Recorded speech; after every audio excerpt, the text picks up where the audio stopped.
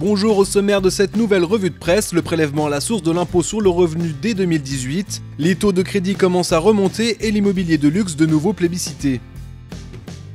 C'est parti pour la réforme de l'impôt sur le revenu. Comme l'écrit Le Monde.fr, Michel Sapin a confirmé la mise en place du prélèvement à la source si souvent évoqué.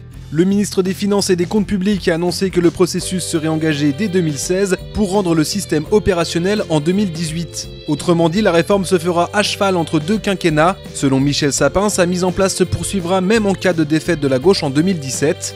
Mais cette petite révolution ne plaît pas à tout le monde, comme le note lefigaro.fr. Solidaires Finances Publiques, principal syndicat des impôts, a publié un rapport démontrant les aspects négatifs du prélèvement à la source. Outre les suppressions d'emplois qui n'enchantent pas le syndicat, ce dernier pointe du doigt une réforme très complexe à mettre en place, notamment pour la transition entre les deux mécanismes.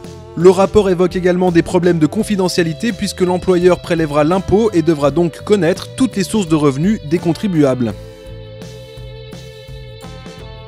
Fin des taux bas pour le crédit immobilier, c'est en tout cas ce que relève votreargent.fr. Après 18 mois de baisse continue, 4 banques ont augmenté leur taux de crédit en 15 jours. Votre Argent cite cependant Artémis Courtage pour qui les hausses restent très limitées, entre 0,1 et 0,25 points.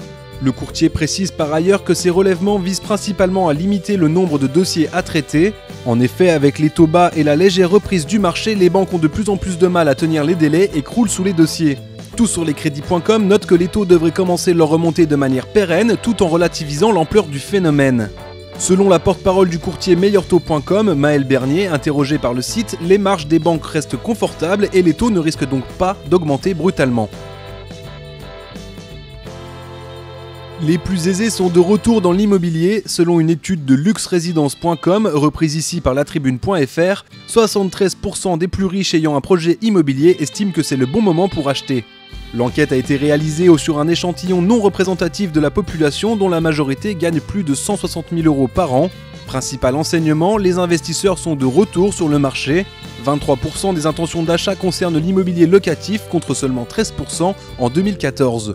Le site spécialisé Bâti Actu relève également que près de 3 acquéreurs sur 4 jugent les prix trop élevés en France.